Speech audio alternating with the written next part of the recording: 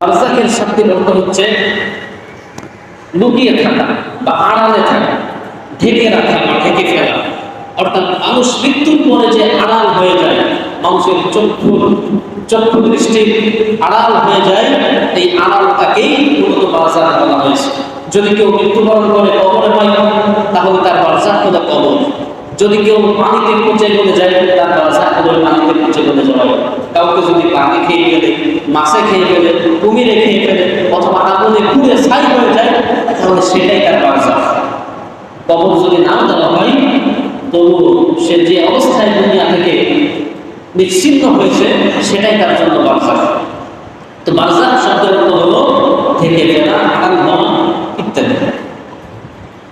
তো এই বারযাখ জিন্দেগি আল্লাহ বলছেন যে অর্থাৎ হাসরের ময়দানের আগ পর্যন্ত, মৃত্যুর পর থেকে নিয়ে হাসরের দিন পর্যন্ত এই যে লম্বা টাইম, এই সময়টাকে বলা হয়েছে বারযাখ। জান্নাত জাহান্নামে যাওয়ার আগ পর্যন্ত এই সময়টি, এটিকে বলা হয়েছে বারযাখ। আল্লাহ বলছেন যে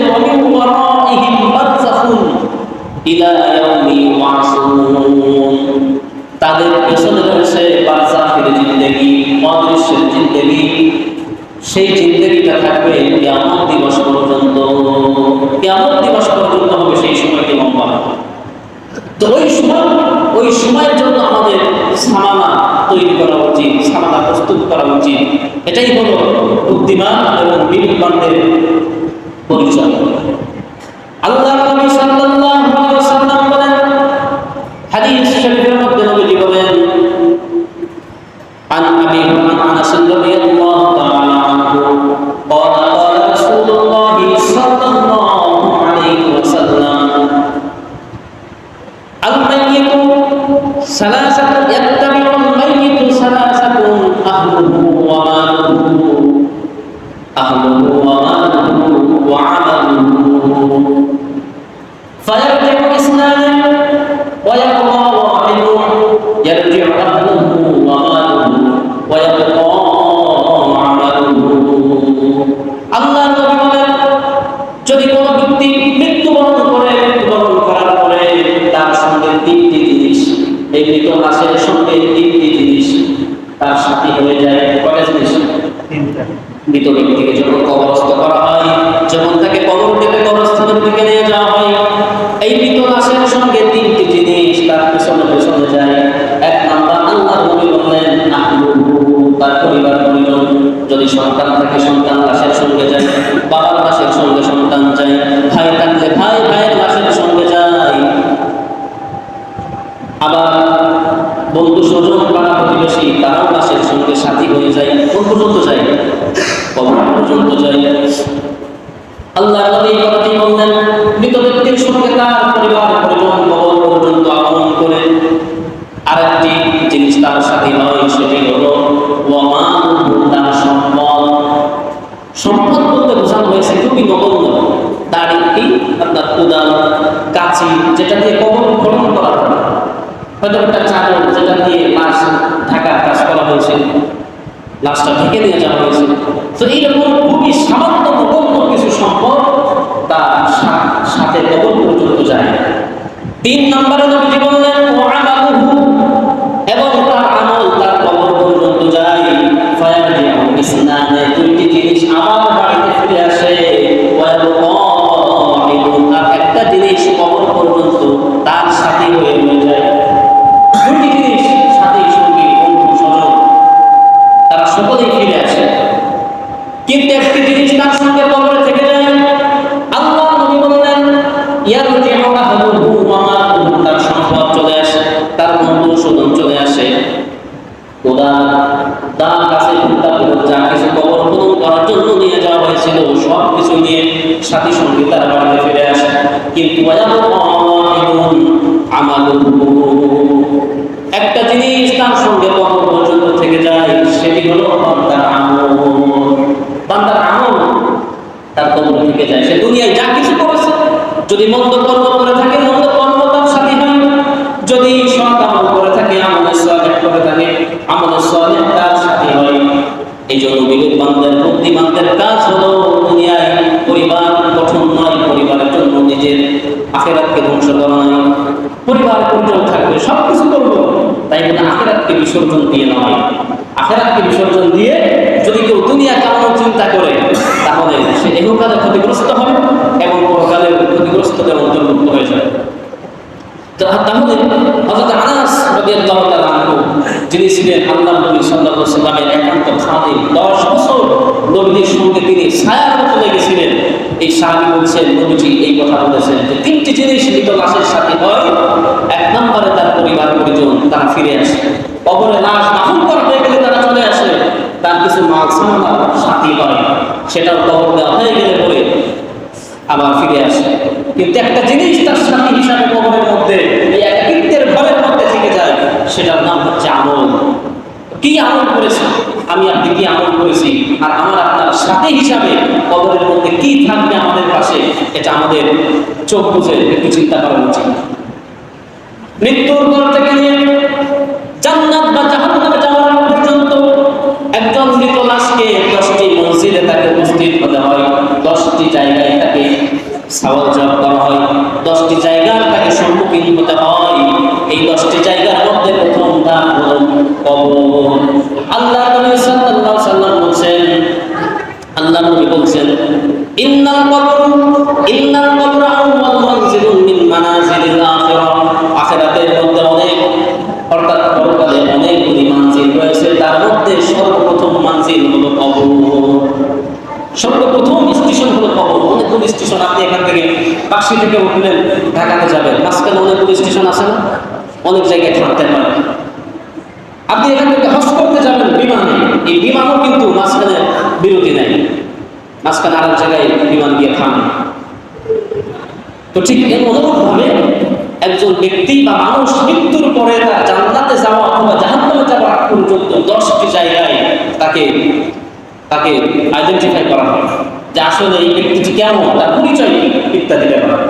তার মধ্যে সর্বপ্রথম যে মানজিল, সেটা জিজ্ঞাসাবাদ করা হয়। এই জন্য নবী সাল্লাল্লাহু আলাইহি ওয়াসাল্লাম বলেন, ওয়াই আল্লাহ তাআলা কোরআনে কারীমের মধ্যে বলেন, ওয়া ইন্নাদ দারাল আখিরাতা লাহিয়াল হায়াওয়ান। মৃত্যুর পরে আখিরাত হলো তাদের জন্য সুন্দর একটি থাকার ব্যবস্থা। আখিরাত হলো মুমিন বান্দাদের জন্য, যারা মুমিন মুসলমান আল্লাহর প্রকৃত গোলাম, তাদের জন্য আসল বাসস্থান হলো আখিরাতে সুন্দর থাকার ব্যবস্থা, অর্থাৎ জান্নাত। আর এই সুন্দরের পরিবর্তিতে রয়েছে, সুন্দরের বিপরীতে রয়েছে, সুন্দর অর্থাৎ জান্নাতের কথা এখানে বোঝানো হয়েছে, আর জান্নাতের বিপরীতে রয়েছে জাহান্নাম। তো এখন আমাদেরকে চিন্তা করে নিতে হবে যে আমরা আসলে কোন ঠিকানায় যেতে চাই, জান্নাত নাকি জাহান্নাম। এই যে মৃত্যু, কবর দৈনিক আমাদেরকে, কবর কিন্তু আমাদেরকে ডাকে, কবর আমাদেরকে ডাকে, মৃত্যু আমাদেরকে আহ্বান করে, কবর আমাদেরকে আহ্বান করে। হযরত আবু সাঈদ খুদরি রাদিয়াল্লাহু তাআলা আনহু হাদিস বর্ণনা করেছেন, আল্লাহর নবী সাল্লাল্লাহু আলাইহি ওয়াসাল্লাম একদিন মসজিদে প্রবেশ করছেন। মসজিদে আসার সময়, ঢোকার সময় দেখছেন পেছনে কিছু লোকজন, কিছু সাহাবীরা তারা কথাবার্তা বলছে, খুব হাসি তামাশায় লিপ্ত আছে, হাসি তামাশা করছে, অট্ট হাসিতে তারা ফেটে পড়ছে। এই অবস্থা দেখে নবী সাল্লাল্লাহু আলাইহি ওয়াসাল্লাম দাঁড়িয়ে গেলেন। নবীজি বললেন, তোমরা যদি এই হাসি তামাশাকে মিটাবার, ধ্বংস করার সেই বস্তুকে, সেই জিনিসটিকে তোমরা যদি স্মরণ করতে, তাহলে দুনিয়ায় বেঁচে থাকতে তোমরা কখনো এইভাবে হাসি তামাশায় লিপ্ত হতে পারবে না, হাসি তামাশায় লিপ্ত হতে পারবে না। তার নাম হলো মৃত্যু, তার নাম হচ্ছে মৃত্যু। আকসিরু হাযিমিল লাযাতিল মাউত। আল্লাহ নবী বলেছেন যে মৃত্যুকে বেশি বেশি করে স্মরণ করো, কারণ মৃত্যু তোমার দুনিয়ার সকল স্বাদকে ধ্বংস করে দেয়। আপনি যখন হাসি তামাশায়, আমরা যখন খেল তামাশার মধ্যে লিপ্ত থাকি, তখন যদি মৃত্যুকে কেউ স্মরণ করে না জানি হঠাৎ আমার এখন যদি মৃত্যু হয়ে যায়, তাহলে সে ওই হাসি তামাশার বৈঠকে সে বেশিক্ষণ আর থাকতে পারে না। মৃত্যুর ভয়, মৃত্যুর চিন্তা তাকে বিভোর করে ফেলে। এই জন্য মৃত্যু আমাদেরকে দৈনিক আহ্বান করে। আল্লাহর নবী বলেন, ইন্নাল কবরা ইয়াকুলু কুল্লু ইয়াউমিন। নিঃসন্দেহে কবর দৈনিক তার সাথীকে আহ্বান করে। কবর কথা বলে, কবর বলে আনা বাইতুল গুরফা। গুরবা কবর, সে তার জবান দিয়ে কথা বলে, তার ভাষায় সে কথা বলে যে আনা বাইতুল গুরবা, হে দুনিয়াবাসী, আমি হচ্ছি প্রবাসী ঘর। আমি যে ঘর, যে কবর, আমি হচ্ছে প্রবাস জীবনের ঘর। এই ঘরে আসার সময় তুমি দেখে শুনে এসো, সাবধান হয়ে এসো। কবর আমল করতে থাকেন, আনা বাইতুল ওয়াহদা, আমি হচ্ছে একাকিত্বের ঘর। এই ঘরের মধ্যে কখনো তোমার কোনো মানুষ তোমার সাথী হবে না, সঙ্গী হবে না। দুনিয়ায় যত বন্ধু থাকুক না কেন, যতই প্রিয়জন আপনজন থাকুক না কেন, কবরে আসার পরে তোমার কোনো সাথীও থাকবে না, বন্ধু থাকবে না। আনা বাইতুল ওয়াহদা, আমি একাকিত্বের ঘর, এটা নির্জনতার ঘর। আনা বাইতুল দুর, আমি হচ্ছে পোকা মাকড়ের ঘর, আমি একাকিত্বের ঘর, আমি প্রবাসীর ঘর, আমি হচ্ছে পোকা মাকড়ের ঘর। আনা বাইতুত তুরাব, আমি হচ্ছে মাটির ঘর। ডানে মাটি, বামে মাটি, নিচেই মাটি, উপরেও মাটি। সুতরাং এই ঘরে আসার সময়, আমার মধ্যে আসার সময় একটু ভেবে চিনতে তারপরে প্রস্তুতি নিও, তারপরে এসে।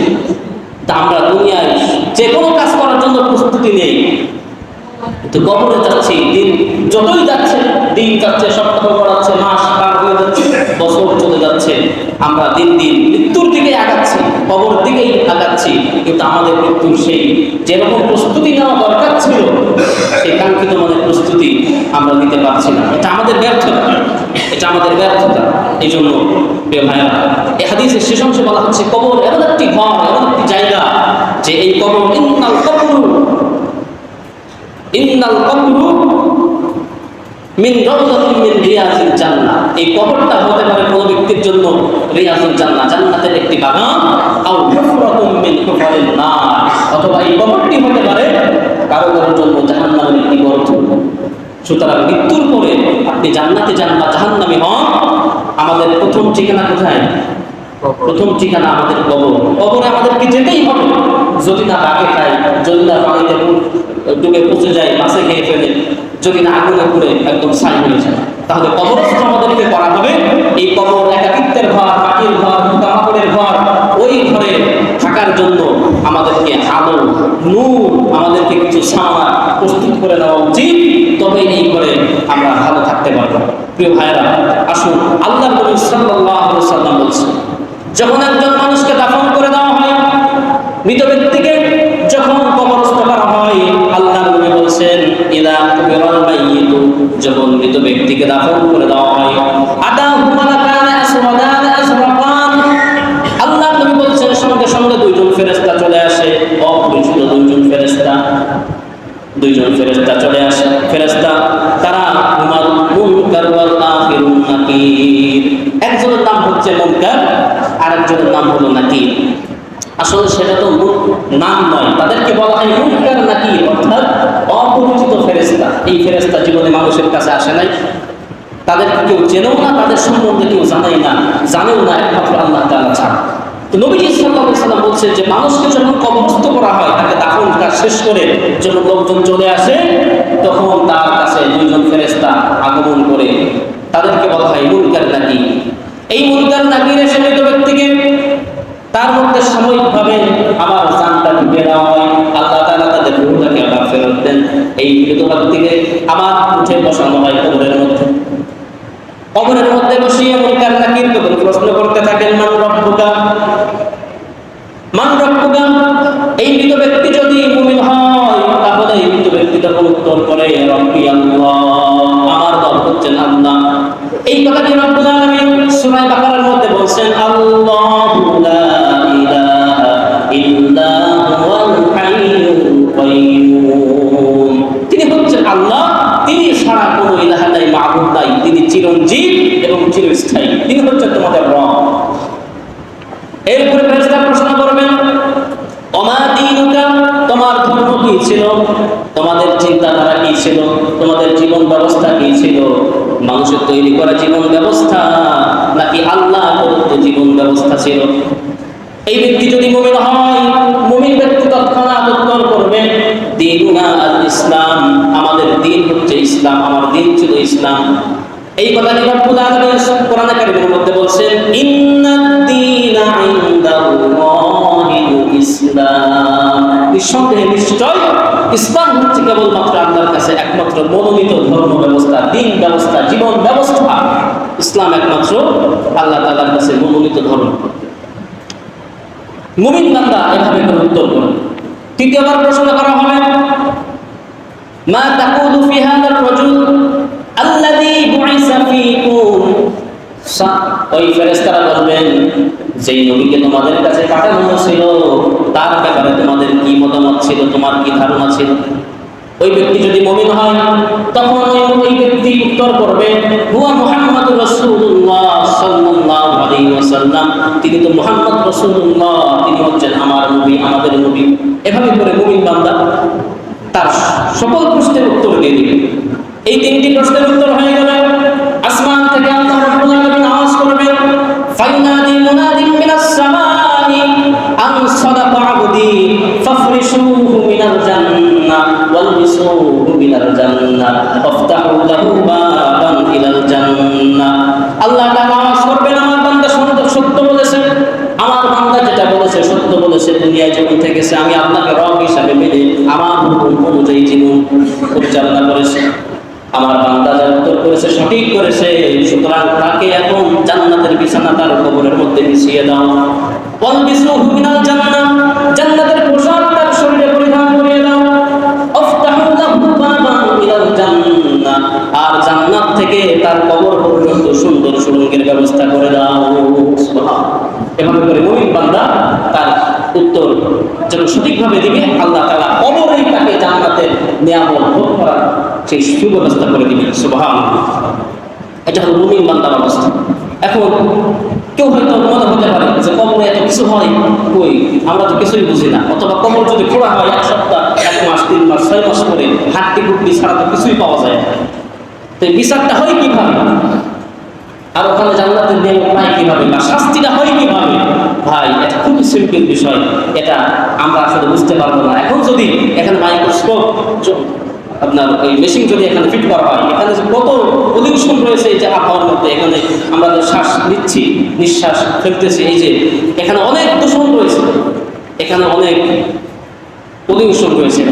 আমরা চোখ দিয়ে দেখতে পারি না, মাইক্রোস্কোপ যন্ত্র ছাড়া দেখা সম্ভব নয়। আবার আপনি শুয়ে আছেন আপনার বিছানায়, আপনার স্ত্রী শুয়ে আছে, সন্তান শুয়ে আছে, আপনি এমন ভয়ঙ্কর একটা স্বপ্ন দেখলেন যে সাপ আপনাকে কাটতেছে, আপনি এত দৌড়াচ্ছেন কিন্তু রাস্তা আগাচ্ছে না, অথচ আপনি খুব দৌড়াচ্ছেন চলে। ঘুম থেকে হয়তো স্ত্রী ছেলে ওঠায়, এই কি হতো তোমার, এরকম করছে কেন, শব্দ করছে কেন, শরীরটা ঘেমে গেছে, আপনার ভয় আপনার চোখের মুখে ফুটে উঠেছে। অথচ স্ত্রী কিছুই জানে না যে আপনাকে শব্দের মধ্যে সাপে দাঁত দিয়েছে বা বাঘে দাঁত দিয়েছে, কিছুই জানে না। তো পাশে যে ব্যক্তি শুয়ে আছে, আপনি কি স্বপ্ন দেখছেন, সে এটা কিছুই জানে না, সে কিছুই দেখতে পাচ্ছে না, অথচ আপনার উপরে কি পেশাব চলে গেছে, কি ঝড় বয়ে গেছে। তো কবরের শাস্তিটাও অনেকটা এইরকমই, যে লাশের উপরে ঠিক শাস্তি হয়, তার আত্মার উপরে, তার রূহের উপরে শাস্তি হয়। দুনিয়ার মানুষের দেখার কোনো রাস্তা নেই। তারপর পৃথিবীর বিভিন্ন জায়গায় বিভিন্ন সময় দেখা যায় যে অনেক কবরে হঠাৎ আগুন জ্বলে উঠেছে। অনেক, এই যে গত কয়েকদিন আগে দেখলাম যে পাকিস্তানের একটা কবর দিচ্ছে, কবর দিয়ে মানুষ এখনো ওখান থেকে আসে নাই, হঠাৎ ওই কবরটার উপরে শুধু বৃষ্টি বর্ষণ হচ্ছে। পাশে আরো কবরস্থান বা আরো কবর আছে, কিন্তু ওই একটা কবরের উপরে বৃষ্টি হচ্ছে, যদিও এটা নিয়ে অনেক কথাও আছে।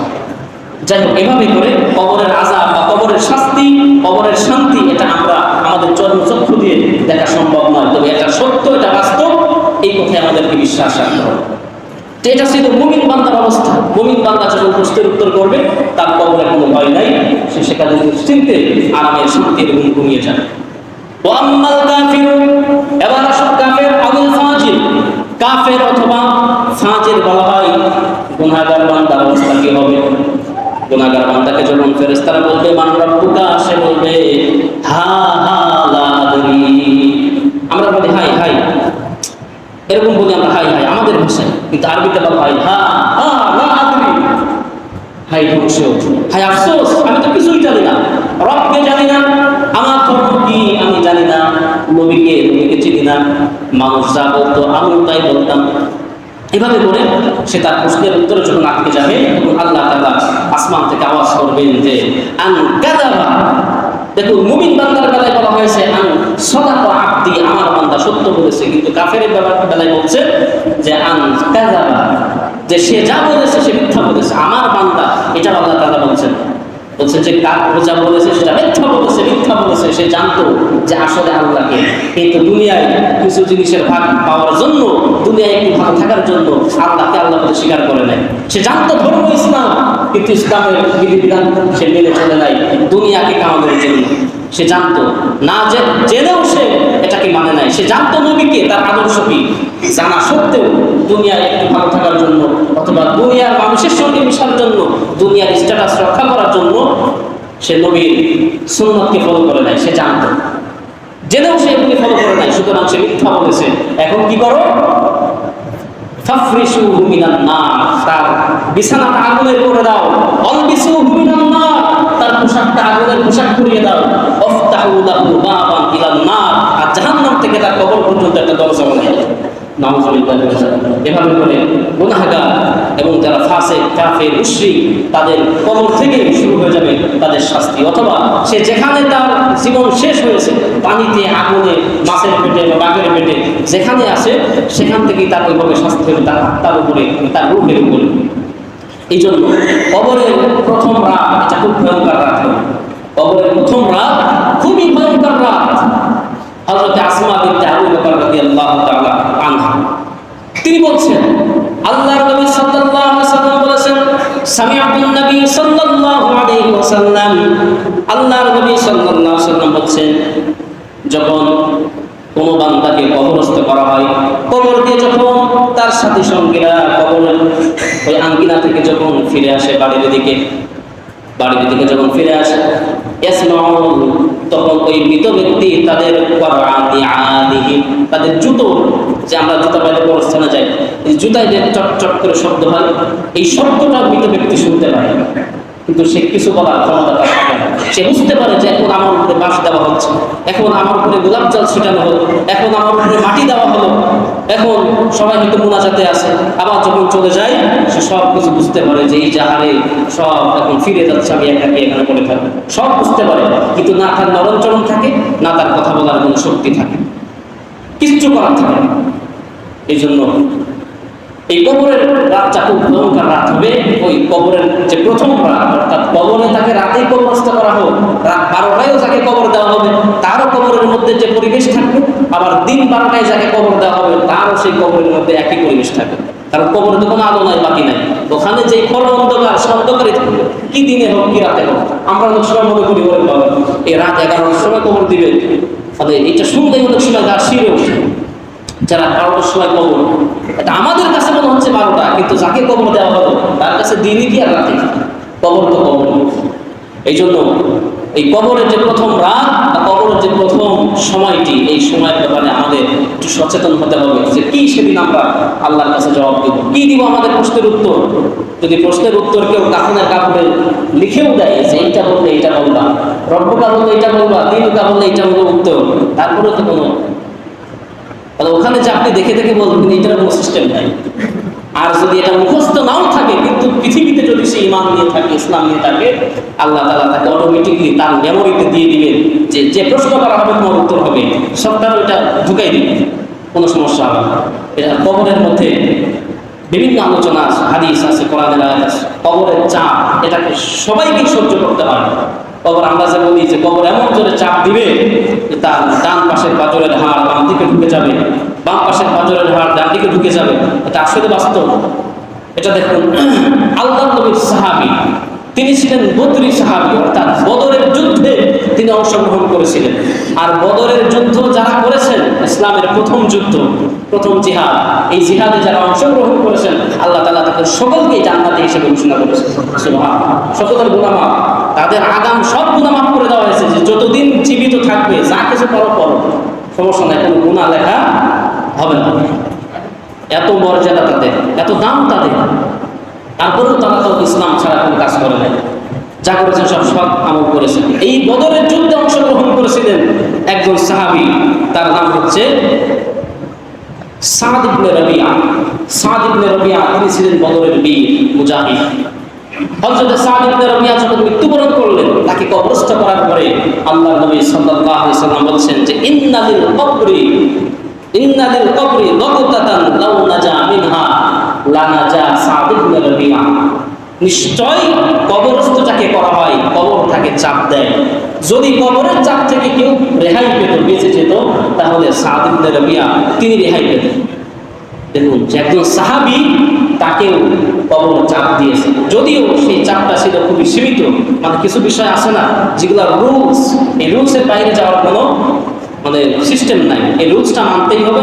কারোর উপরে শিথিল হয়, আবার কারোর উপরে সেটা প্রয়োগ হয়, সরাসরি প্রয়োগ হয়। তো শিথিলভাবে হলেও সাহাবীর উপরে, সাদ ইবনে রাবিয়ার উপরে এটা প্রযোজ্য হয়েছিল যে তাকে কবর দেওয়া হলে কবর তাকে চাপ দিয়েছিল, যদিও সেই চাপ তাকে কষ্ট দিতে পারে নাই, কারণ সেটা ছিল আল্লাহর বিধান। তো এই জন্য কবরে আমাদেরকে যেতে হবে, এটা শুধু শুনতে হবে না, আর এটা হলো আমাদের বোঝার দরকার যে সেই সময়টা কিভাবে আমরা মোকাবেলা করবো। এই মোকাবেলার জন্য একটাই আমাদের অস্ত্র, সেটা হচ্ছে ইবাদত, আমল।